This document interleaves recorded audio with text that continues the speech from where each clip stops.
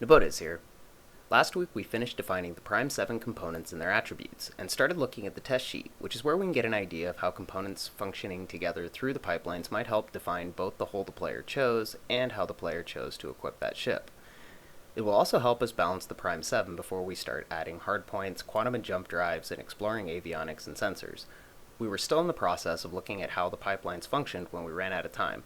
This week, we'll finish going over the pipelines and try to get back to the archetype system and how it works with a volumetric standard in our completely theoretical example system. This is Modularity, Part 4.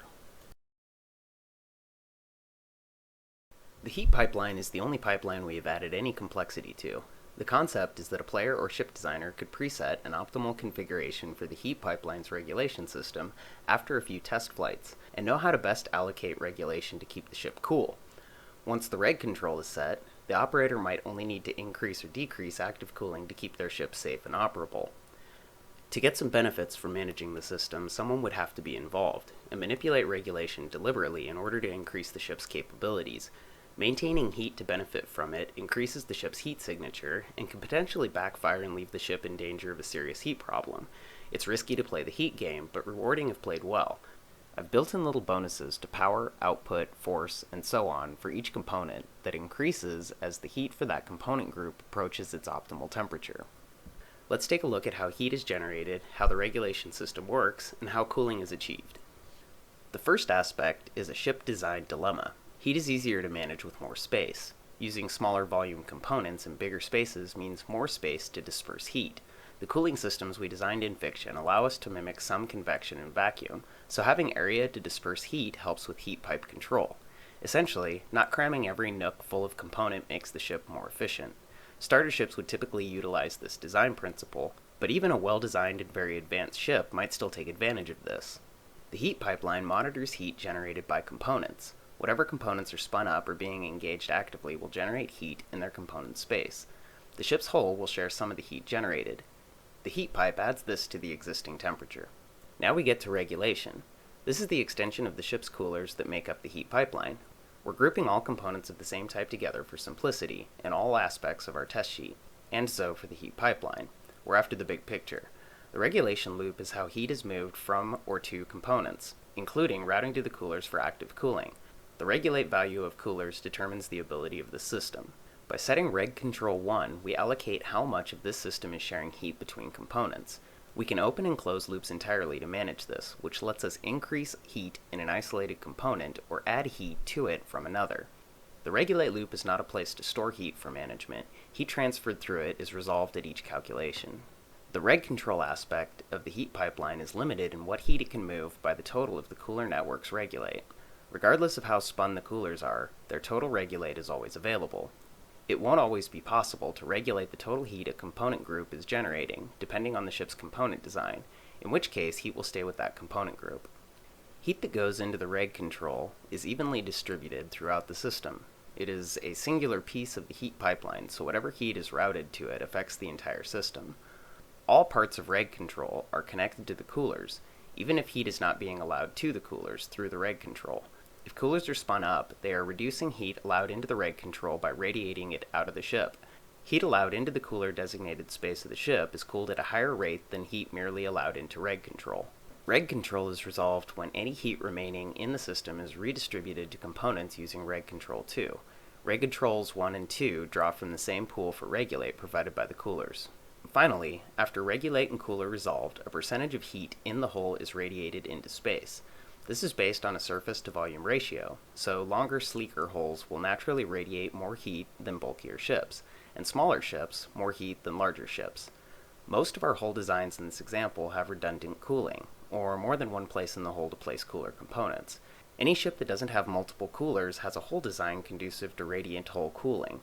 Even a ship that was unable to use coolers or intakes to cool would be able to ride it out by letting heat transfer naturally to the hull, where part of that heat would be radiated out of the ship.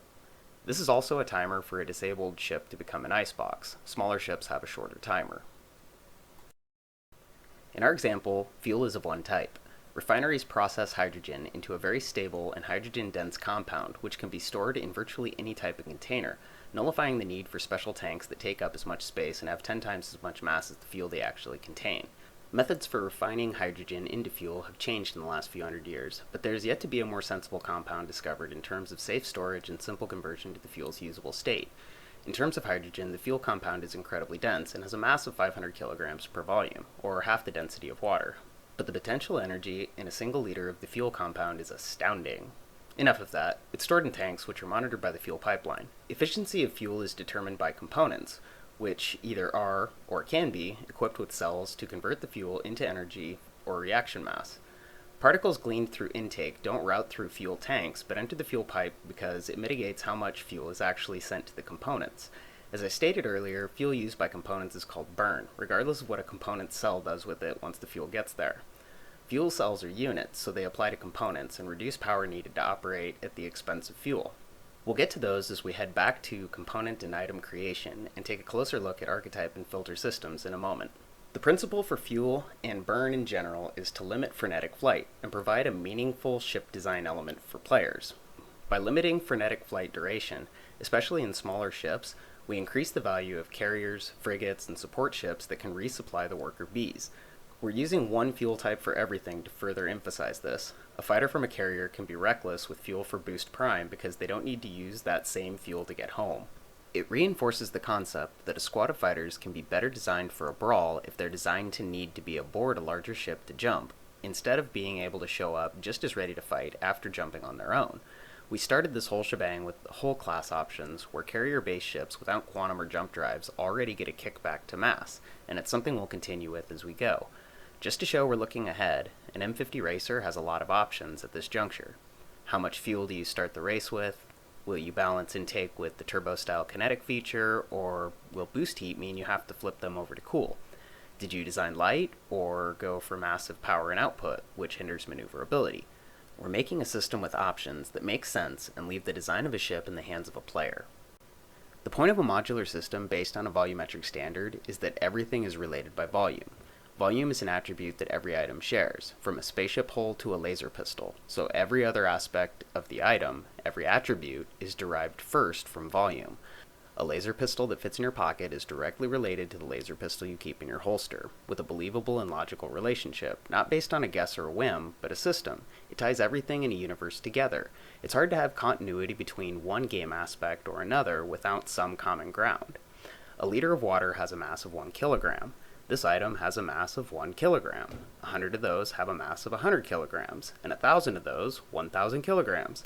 1,000 liters is a cubic meter, which is our unit of measure for volume in this system. So that type of item, water, has a mass of 1,000 kilograms per volume 1. Now, no matter what the volume, we can determine the mass if the item has the archetype water. It doesn't matter if the water is on an M50, an Aurora, or a Constellation. It is still water, and volume 1 water is 1,000 kilograms.